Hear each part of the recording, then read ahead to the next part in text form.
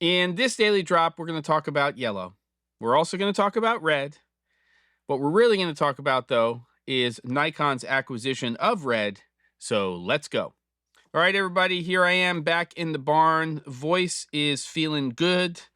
Back from production in Las Vegas. In fact, if you watched the last episode of last week, where I talk about the behind the scenes of the interview setup, those two cameras used were red Komodos. Now, unless you've been hanging out under a rock, I kind of was last week, it is probably known to you that a small Japanese company, Nikon, has purchased, wholly acquired, a US-based company called Red. And this was not news that I think most people in the industry were anticipating. Now, I have a little bit of history with Nikon, but not a lot. I do have my grandfather's Nikon F camera sitting there behind me on the shelf, but it has not been a camera system. It has not been an ecosystem that I've really used throughout my career. I've had a number of productions that have been shot on Red, but have never owned a Red camera, and it has never been part of my day-to-day arsenal of tools used in my productions. But both companies make excellent products, and the question will be long term, what is Nikon's strategy? What is Nikon's plan for Red? Because you don't go in and buy a company like that without some sort of plan. Now, the one thing that is somewhat unusual, I think, I'm sure it's happened before, is you don't normally see a Japanese-based company buying a US-based company that is within our industry. It just doesn't happen very often. Nikon, to my knowledge, does use, at least in some of their cameras, Sony sensors. Red obviously has their sensors. Where they're acquiring those from and developing them, I don't know. But we also have some other things that have to get sorted out. The biggest one probably, or the smallest, depending on how you look at it, is the lens mount.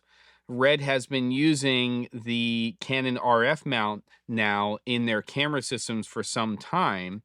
And clearly with Nikon acquiring the, well, all of Red, now I would be very, very surprised to see RF mount on future Red cameras going forward. And which direction are we going to be focusing? Because Nikon is opposite. All right. What else do I think about this? Well, it's all conjecture. You have no idea how to see the future of what this is going to be. I think best case scenario for me personally is that there's a sharing of intellectual property between Nikon and Red, but that Red itself is run independently as its own brand. I would hate to see all of that just go away because competition is good and Red has its own place within this market. They definitely make cameras that can capture and produce great images. And the purpose of this channel and this discussion or this episode is not to get into that. Are they reliable, not reliable? Do they capture a better picture than another camera from a different company? That's not really, for me, the discussion. I think they make good cameras. I also think that, the early days of Red are very different than the today days of Red. I think they've gone through their baby stage. They've gone through their teenage years. They're a grown-up company. They're making real cameras. They always have, but they're making real cameras that are being used by a lot of cinematographers, a lot of DPs in the industry that can produce great images. The raw patent aside, which again isn't necessarily something that I want to get into here, though it's inevitably part of the conversation, may or may not be a thing in the future now that Nikon is acquiring or has acquired Red. So, what does it mean for Nikon? Well, I think obviously it puts them into the cinema space, which they really haven't been in. When the 5D Mark II came out, there was another Nikon camera that was shooting 720p video, and it could have just been a flip of the switch. It could have been, one little thing that would have been different, and we could have seen that unicorn of a camera, the 5D Mark II, could have been that Canon, what was it? D70? Something like that. Somebody will remind me on that. But it was all happening around the same time, and Canon went with it. Nikon didn't.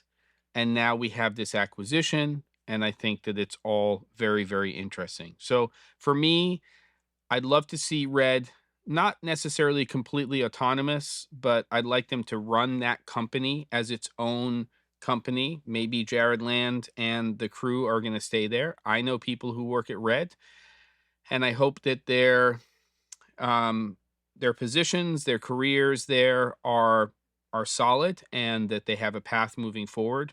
I know 3 or 4 people who work at the company. Haven't had any discussions with them yet, but I hope it's a positive for Red. I think that it's a positive for Nikon, and I'm sure they have a plan. The big question for me is, are they going to let Red just go, or are they going to get into Red's business in a big way? Intellectual property, I can see. Back and forth, I think there's pluses there. I hope they don't kill the brand. Again, I think it's good for the industry to have Red as part of the mix, and they make some great tools for filmmakers. So I guess we'll see where this goes. Yellow owns Red, and what are you going to do? It's the way forward and the way things happen. NAB is only weeks away, so it'll be interesting to see at the show.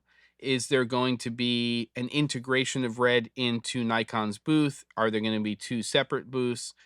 Is one or either of the companies not going to exhibit there?